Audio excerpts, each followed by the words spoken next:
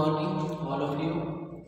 मैं Ghanshyam Dhulia, Gurugram degree college चक 5 BLM Shri Vijayanagar के इस यूट्यूब चैनल में आपका स्वागत करता हूँ। आज हम BA फाइनल ईयर हिस्ट्री भारतीय संस्कृति के मूल आधार, भारतीय संस्कृति के मूल आधार के अंतर्गत आज का जो हमारा टॉपिक रहेगा वह है उपनयन संस्कार। उपनयन संस्कार टॉपिक पर अध्ययन करेंगे।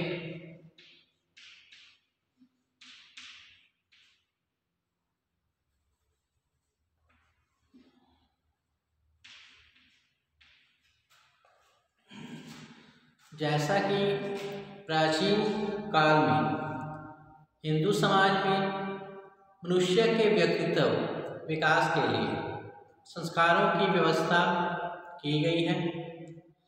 जीवन में इसकी व्यवस्था इसलिए की गई है कि मनुष्य का व्यक्तित्व और सामाजिक विकास किया जा सके और भौतिक जीवन जो है सुव्यवस्थित ढंग से उन्नत हो पाए।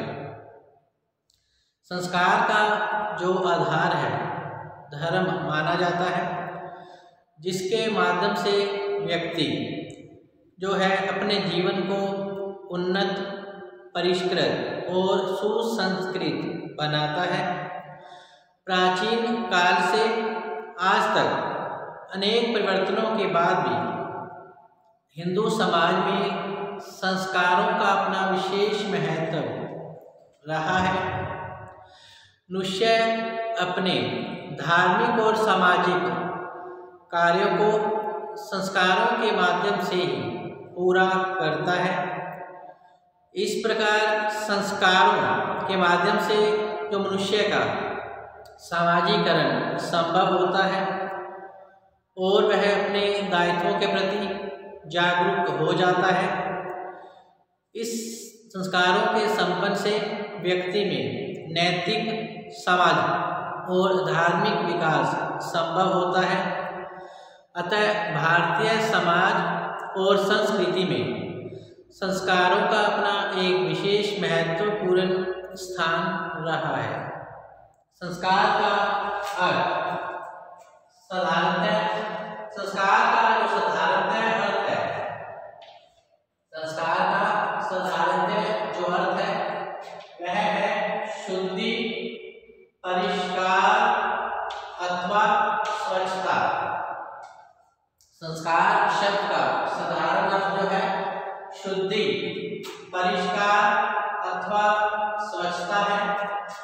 मनुष्य का जीवन इन संस्कारों से ही शुद्ध हो पाता है। मनुष्य का जो जीवन है इन संस्कारों से ही शुद्ध हो पाता है। जैमिति के अनुसार संस्कार एक वह क्रिया है जिसके करने से कोई पदार्थ या व्यक्ति किसी कार्य के करने योग्य हो जाता है। जैमिति के अनुसार संस्कार एक वह क्रिया है, संस्कार एक वह क्रिया है जिसके करने से कोई पदार्थ या व्यक्ति किसी कार्य के करने के योग्य हो जाता है। संस्कारों को संपन्न करने से ही व्यक्ति में पूर्णता आती है। इसी प्रकार संस्कारों के पालन से मनुष्य का मानसिक, बौद्धिक और उसके व्यक्तित्व का विकास किया जाता है, बल्कि साथ साथ धार्मिक और सामाजिक जीवन भी उसका उन्नत होता है। जयशंकर प्रसाद लिखते हैं कि संस्कार व्यक्ति के शारीरिक, सामाजिक, बौद्धिक, धार्मिक परिष्कार के लिए एक वह धार्मिक क्रिया है जो विशुद्ध पवित्र अनुष्ठान में आस्था रखती है। इन विविध क्रियाओं को निष्ठापूर्वक करने से ही व्यक्ति जो है समाज का एक अभिन्न अंग बन पाता है। इसके अंतर्गत मनुष्य का शुद्धिकरण करके उसका आध्यात्मिक विकास किया जाता है। मनुष्य के व्यक्तित्व का जो शुद्धिकरण है संस्कार से ही संभव है। अतः संस्कार जो है हिंदू समाज के सदस्यों के लिए अनिवार्य माने गए हैं। देवताओं को प्रसन्न करने के लिए, जीवन को सुखमय बनाने के लिए इन संस्कारों का आयोजन करना अति आवश्यक होता है। तो हिंदू धर्म में प्रमुख 16 संस्कार माने गए हैं। हिंदू धर्म में कुल 16 संस्कार माने गए हैं, जिनका जो पालन है हिंदू व्यक्ति के लिए करना आवश्यक है। इन संस्कारों को संपन्न करते ही, इन संस्कारों को संपन्न करके ही व्यक्ति जो है समाज का एक अभिन्न अंग बनता है और उसका सामाजिकरण हो पाता है। इन 16 संस्कारों में गर्भाधान, पुंसवन, सीमांतोन्नयन, जागरण, नामाकरण, निष्क्रमण, अन्नप्राशन, चूड़ाकरण, करण भेद, विद्या आरंभ, उपनयन संस्कार, जो हमारा आज का टॉपिक है उपनयन संस्कार, जिसका जो अभिप्राय है स्वाध्याय अथवा वेदों के अध्ययन से है। उपनयन संस्कार से जो आशय है स्वाध्याय अथवा वेदों के अध्ययन से इसका लिया गया है। नेक्स्ट है वेदारंभ, केशांत, समापवर्तन, विवाह, अंतिम है अंत्येष्टि या मृतक संस्कार। व्यक्ति अपने जीवन काल में जन्म से लेकर उसकी मृत्यु तक अनेक संस्कारों का संपादन किया जाता है। संस्कारों की संख्या 16 मानी गई है। इन संस्कारों को संपन्न करना व्यक्ति का प्रमुख कर्तव्य या उत्तरदायित्व है। प्रथम संस्कार गर्भाधान से शुरू होकर अंतिम संस्कार अंत्येष्टि अर्थात मृतक संस्कार तक कुल 16 संस्कार जो है संपन्न किए जाते हैं। संस्कारों का पालन करना व्यक्ति के लिए आवश्यक होता है। इसी से ही उसका सामाजिक आध्यात्मिक विकास होता है और उसका सामाजिकरण किया जाता है। तो आइए देखते हैं संस्कारों के प्रमुख उद्देश्य क्या है। तो संस्कारों का प्रमुख उद्देश्य जो नंबर 1 है वह है विघ्न बाधाओं और अशुभ शक्तियों से जीवन की रक्षा करना। संस्कारों का प्रमुख उद्देश्य माना गया है विघ्न बाधाओं, यानी व्यक्ति के जीवन में अनेक बाधाएं या कठिनाइयां समस्याएं आती हैं। अतः इसका निवारण करने के लिए यज्ञ, होम, अनुष्ठान, ब्राह्मणों को बुलाकर वेद मंत्रों का उच्चारण आदि किया जाता है तथा देवताओं को प्रसन्न कर विघ्न बाधाओं को दूर करने हेतु प्रार्थना की जाती है। तो विघ्न बाधाओं और अशुभ शक्तियां जो कि मानव समाज को हानि पहुंचाती हैं, इनसे रक्षा के लिए संस्कारों को संपन्न किया जाता है, इससे कि जीवन की रक्षा की जा सके। इसी प्रकार भौतिक समृद्धि की कामना हेतु भी संस्कारों को संपन्न किया जाता है। आज भौतिक युग है, प्रत्येक व्यक्ति जो है भौतिक सुखों को प्राप्त करना चाहता है। अतः इन भौतिक सुख समृद्धि के साधनों को पाने के लिए, सुख भोगने के लिए संस्कारों का संपादन किया जाता है। इसके अलावा वांछित वस्तुओं की प्राप्ति हेतु भी संस्कार संपन्न किए जाते हैं। व्यक्ति वांछित वस्तुओं की प्राप्ति करना चाहता है, इसके लिए देवताओं को प्रसन्न करना होगा। इसके लिए यज्ञ, हवन, वेद मंत्रों का उच्चारण किया जाता है वो व्यक्ति मनोवांछित फल, वांछित इच्छाओं की प्राप्ति कर पाता है। तो इसके लिए संस्कार संपन्न करवाए जाते हैं।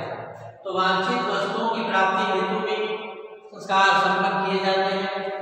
इसी प्रकार मनुष्य का समाजीकरण करने के लिए भी संस्कारों को संपन्न किया जाता है, क्योंकि संस्कारों को संपन्न करके ही उसका बौद्धिक और आध्यात्मिक विकास संभव होता है और वह समाज का एक अभिन्न अंग बन जाता है। इसी प्रकार मनुष्य के व्यक्तित्व विकास के लिए संस्कारों का संपन्न किया जाना अत्यंत आवश्यक है। मनुष्य के व्यक्तित्व का विकास करने हेतु भी संस्कारों का संपन्न किया जाना अत्यंत आवश्यक होता है। इसी प्रकार नेक्स्ट है मनुष्य का जो आध्यात्मिक विकास है वह इन संस्कारों को संपन्न करके ही होता है। मनुष्य का आध्यात्मिक विकास जो है इन संस्कारों को संपन्न करने से ही प्राप्त हो पाता है। अतः संस्कार के जो मुख्य उद्देश्य अर्थात विघ्न बाधाओं अशुभ शक्तियों से जीवन की रक्षा करना, भौतिक समृद्धि की कामना करना, वांछित वस्तुओं की प्राप्ति हेतु मनुष्य का समाजीकरण करने हेतु, नैतिकता की विकास हेतु, नैतिकता की भावना के विकास हेतु भी संस्कारों को संपन्न किया जाता है। इसके अलावा मनुष्य के व्यक्तित्व विकास के लिए और मनुष्य के आध्यात्मिक विकास के लिए भी इन संस्कारों को संपन्न किया जाता है और इससे शुद्धता, स्वच्छता प्रदान की जाती है। तो आइए अब हम देखते हैं संस्कार का अर्थ और प्रमुख 16 संस्कार, इसके प्रमुख उद्देश्य की जानकारी के बाद आइए अब हम चलते हैं आज का जो हमारा टॉपिक है उपनयन संस्कार। अब हम उपनयन संस्कार के बारे में जानकारी प्राप्त करेंगे कि उपनयन संस्कार क्या है, किस प्रकार इसको संपन्न किया जाता है। तो उपनयन जिसका अभिप्राय स्वाध्याय अथवा वेदों के अध्ययन से है। उपनयन का अभिप्राय स्वाध्याय अथवा वेदों के अध्ययन से है। शैक्षिक और सांस्कृतिक दृष्टि से इस संस्कार का विशेष महत्व रहा है। सांस्कृतिक दृष्टि से और शैक्षिक दृष्टि से इस संस्कार का विशेष महत्व रहा है। इसके माध्यम से जो व्यक्ति है गुरु, वेद, यम, नियम और देवता के निकट पहुंचता है। इसके माध्यम से व्यक्ति गुरु, वेद, यम, नियम और देवता के निकट पहुंचता है। गौतम और मनु के अनुसार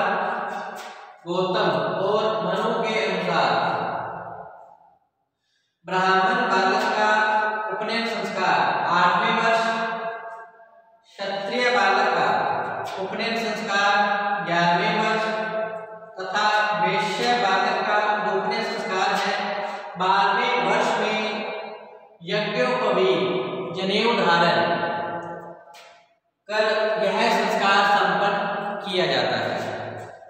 गौतम और मनु के अनुसार ब्राह्मण बालक का 8वें वर्ष, क्षत्रिय बालक का 11वें वर्ष, वैश्य बालक का 12वें वर्ष में यज्ञोपवीत अर्थात जनेऊ धारण कर बालक का उपनयन संस्कार किया जाता है।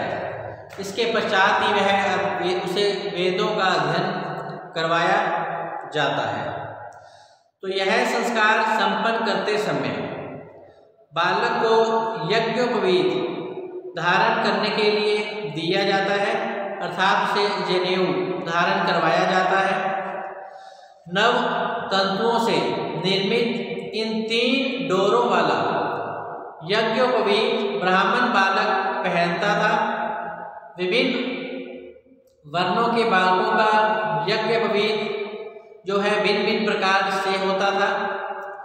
मनु के अनुसार ब्राह्मण का यज्ञोपवीत कपास का, क्षत्रियों का यज्ञोपवीत सन का तथा वैश्यों का जो यज्ञोपवीत है वह ऊन के धागों से बना होता था और 3 लड़ी का यह होता था। उपनयन संस्कार वाला जो बालक है मुंज की मेखला बांधता था।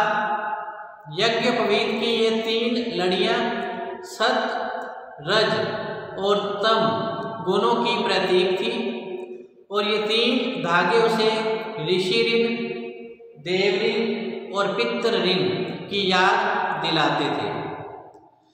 जिस दिन बालक का यज्ञोपवीत करना होता था उसे 3 दिन अथवा 1 दिन पहले बालक को एक व्रत रखना पड़ता था।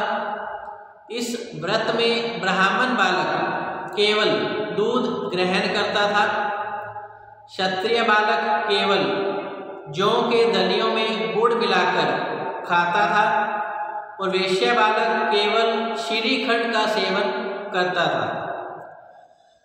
उपनयन विधि से 1 दिन पहले गणेश, लक्ष्मी, माता सरस्वती आदि देवी देवताओं की पूजा अर्चना की जाती थी।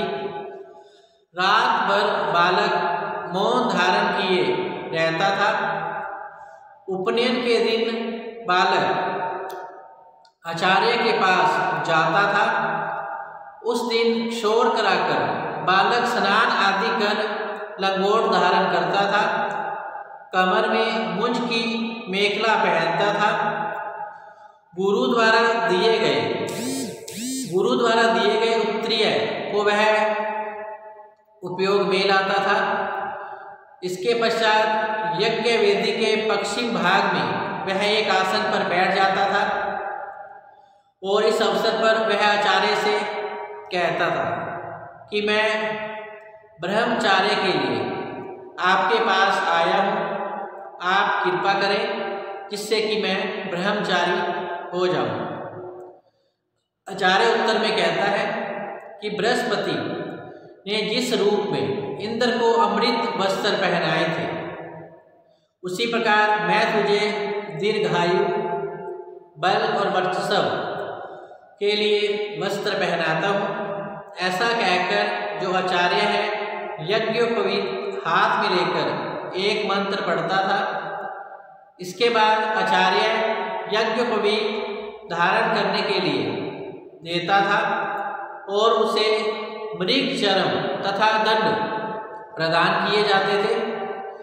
इसके बाद आचार्य बालक का नाम पूछकर उसकी दक्षिण हस्त जली को शुद्ध जल से भर देता था।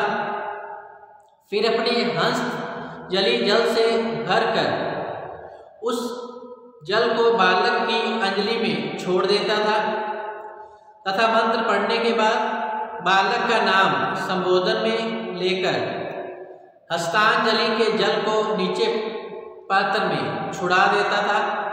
इस प्रकार 3 बार जल छुड़ाया जाता था। ये सारी जो क्रियाएं हैं धर्म शास्त्रीय आधार पर मंत्रों के द्वारा संपन्न की जाती थी। बालक को सूर्य का दर्शन करवाया जाता था और कहा जाता था, हे देवता, हे देव सविता, हे देव सविता, यह बालक तेरा ही ब्रह्मचारी है, तू इसकी रक्षा करेगा। बालक को सूर्य के व्रत का अनुसरण करने की आज्ञा दी जाती है और यह आशा की जाती थी कि वह अपने कर्तव्य का पालन करेगा और कल्याण पथ का पथिक बनेगा। उपनयन का कार्य संपन्न होने पर आचार्य और विद्यार्थी परस्पर हृदय का स्पर्श करके अपनत्व का परिचय देते थे। अश्मारोहण अर्थात प्रस्तर खंड का आरूढ़ होना तथा हस्त ग्रहण अर्थात आचार्य द्वारा विद्यार्थी को अपना शिष्य स्वीकार किया जाना के पश्चात आचार्य शिष्य को सावित्री मंत्र के साथ एक उपदेश देता था। सावित्री मंत्र बुद्धि और ज्ञान के उत्कर्ष का प्रेरक तत्व था, जिससे व्यक्ति आध्यात्मिक विकास करता था। इसके बाद विद्यार्थी को भिक्षा मांगने के लिए कहा जाता था, जो उसकी नम्रता और सदाचारी का प्रतीक होता था। साथ ही यह स्पष्ट होता था कि विद्यार्थी पूर्ण समाज पर आश्रित है। उपनयन की विधि समाप्त होने पर ही ब्रह्मचारी को उपनयन की विधि समाप्त होने पर ब्रह्मचारी को संयम का जीवन बिताना पड़ता था। भूमि पर सोना पड़ता था, सादा भोजन करना पड़ता था, शराब मांस से दूर रहना पड़ता था और दिन में सोना उसके लिए वर्जित था। तो अल-बिरूनी द्वारा उपनयन संस्कार का वर्णन किया गया है। उपनयन संस्कार विधि में प्रकाश डालते हुए अल-बिरूनी लिखते हैं कि जब आचार्य विद्यार्थी को शिक्षा देने, उसे उसका कर्तव्य सिखाने, उन पर स्थिर रहने, जीवन पर्यंत उस पर चलने के लिए निर्देशित करने आते हैं, तब वह उसकी कमर में एक सूत्र बांधते हैं और उसे यज्ञोपवीत का एक जोड़ा अर्थात 9 इकहरे तंतुए से इकट्ठी बंटी हुई मजबूत डोरी तथा कपास से निर्मित यज्ञोपवीत दिया जाता था। यह यज्ञोपवीत पहनने पर बाएं कंधे से दाएं कूल्हे तक लाया जाता था। इसके बाद अल-बिरूनी लिखते हैं कि विद्यार्थी तिहरे यज्ञोपवीत की एक डोरी से और कपास की इकहरी दूसरी डोरी से अपने आप को लपेटता है। यह कार्य तब संपन्न होता है जब उसकी आयु 12 वर्ष समाप्त कर चुका होता है। उसके पश्चात उसे दंड तथा छड़ी प्रदान की जाती है, जिससे वह संग्राम कर पाए। और दाएं हाथ की अंगूठी पहनने वाली उंगली में अंगूठी पहनने का ध्येय यह है कि उस हाथ से दान प्राप्त कर और सबके लिए यह मंगलमय है। आइए अब हम देखते हैं उपनयन संस्कार का महत्व। तो सांस्कृतिक दृष्टि से उपनयन संस्कार का काफ़ी महत्व था, क्योंकि शिष्य गुरु के यहाँ अनुशासन पूर्ण जीवन व्यतीत करता था और योग्य नागरिक बनने का उसे अवसर मिलता था। वह अपने अधिकारों और कर्तव्यों को भली भांति समझ आता था। उपनयन संस्कार के समय गुरु शिष्य को जो शिक्षाएं देते थे, वे उसके जीवन की धरोहर बन जाती थी। उपनयन संस्कार के समय बालक को संयमित, सरल, सादा जीवन बिताने की शिक्षा प्रदान की जाती थी। हमारे समाज में जो भी ज्ञान विज्ञान है अथवा पूर्व पुरुषों की जो भी धरोहर समाज को प्राप्त है, उसका हस्तांतरण आवश्यक है। यदि हस्तांतरण का कार्य न किया जाए तो ज्ञान और विज्ञान आगे आने वाले संतति को प्राप्त न हो सके। उपनयन संस्कार द्वारा इन्हीं ज्ञान विज्ञान को प्राप्त करने का जो अवसर है व्यक्ति को प्रदान किया जाता है, जिससे व्यक्ति अपने जीवन को सफलतापूर्वक व्यतीत करने के योग्य हो जाता है। इससे उसका आध्यात्मिक और बौद्धिक विकास होता है। इस संस्कारों को संपन्न करके ही, इस संस्कार को संपन्न किए बिना किसी भी विद्यार्थी को वेद पढ़ने अथवा गायत्री मंत्र उच्चारण का अधिकार नहीं होता था। तो इस प्रकार उपनयन संस्कार का एक विशेष महत्व भारतीय समाज में रहा है। इसके द्वारा जो है शैक्षिक और सांस्कृतिक दृष्टि से भी इसका विशेष महत्व था। तो इसके साथ ही आज का जो हमारा टॉपिक है संस्कार से संबंधित उपनयन संस्कार यहीं समाप्त होता है। कल हम फिर से हाजिर होंगे नए टॉपिक के साथ। तब तक आप घर पे रहें, सुरक्षित रहें, पढ़ते रहें। धन्यवाद।